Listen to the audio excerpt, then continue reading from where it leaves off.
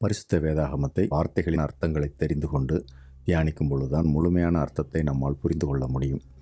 அப்படி புரிந்து கொள்வதற்காக, முழுமையான அர்த்தத்தையும் புரிந்து கொள்வதற்காக அனைத்து வார்த்தைகளும் நமக்கு புரிய வேண்டும் என்கின்ற நோக்கத்திலே இந்த காணொளியானது தொகுத்து வெளியிடப்படுகிறது. ஆறுமுக நாவலர் அவர்கள் தமிழ் மற்றும் சமஸ்கிருதம் இரண்டையும் கற்றுத் தேர்ந்தவர். ஆறுமுக நாவலர் அவர்கள்தான் தமிழிலே வேதத்தை மொழிபெயர்த்தவர்.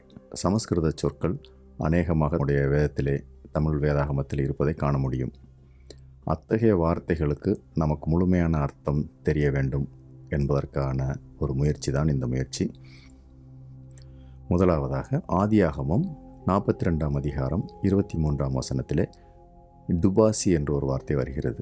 நான் முதலாவதாக வேதத்தை படித்த பொழுது டுபாசி வழியாக என்று இருக்கும் பொழுது ஒருவேளை ஒரு திரைமறைவிற்கு பின்னால் இருந்திருக்குமோ அல்லது ஒரு ஜன்னல் வழியாக இருக்குமோ என்ற ஐயப்பாடுகள் எனது மனதிலே தோன்றின. பலருக்கும் இத்தகைய சந்தேகங்கள் இருக்கலாம்.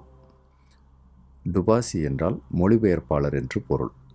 டுபாசி என்றால் இன்டர்பிரட்டர், அதாவது மொழிபெயர்ப்பாளர் என்று பொருள். லேவியராகமம் 26ஆம் அதிகாரம் 11ஆம் வசனத்திலே ஆரோசித்தல் என்ற ஒரு வார்த்தை இருக்கின்றது.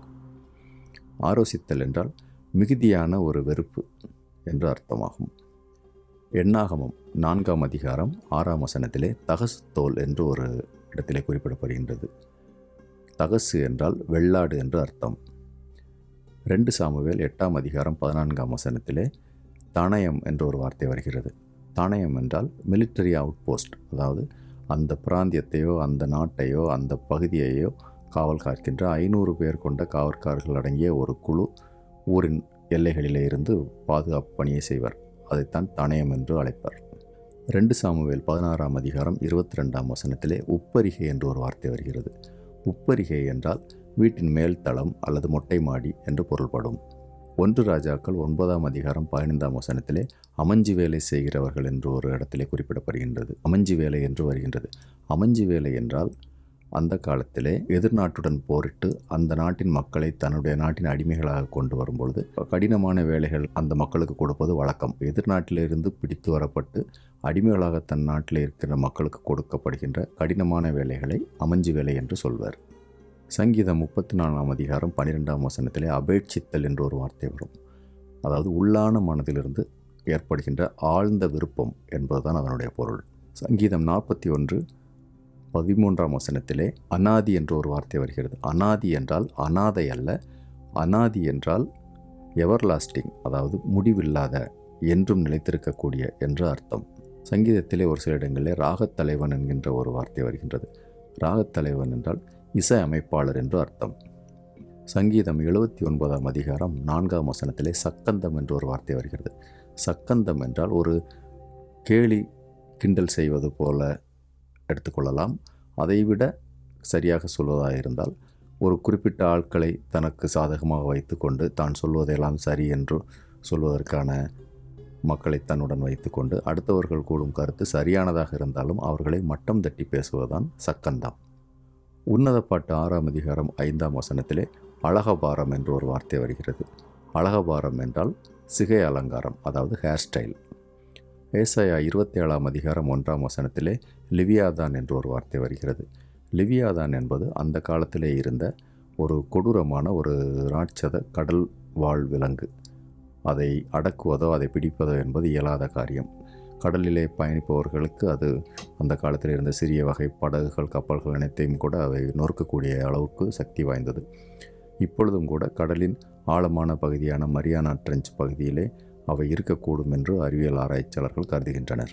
ஏசாயா 38ஆம் அதிகாரம் 7ஆம் வசனத்திலே சாயை என்று ஒரு வார்த்தை வருகிறது. சாயை என்றால் நிழல் என்று அர்த்தம். எரேமியா 37ஆம் அதிகாரம் 13ஆம் வசனத்திலே காவற்சேர்வை என்று ஒரு வார்த்தை வருகிறது. காவற்சேர்வை என்றால் ஊர்காவல் படையின் தலைவன் என்று அர்த்தம். புலம்பல் 2ஆம் அதிகாரம் 22வது வசனத்திலே கும்பு என்ற வார்த்தை வருகிறது. கும்பு என்றால் பண்டிகை காலங்களில் உள்நாட்டிலே இருந்து கொண்டு மக்களுடைய சொத்துக்களை, மக்களுடைய வீடுகளை சூறையாடி அவற்றை திருடுகிறவர்கள்தான் கும்பு என்று சொல்வார்.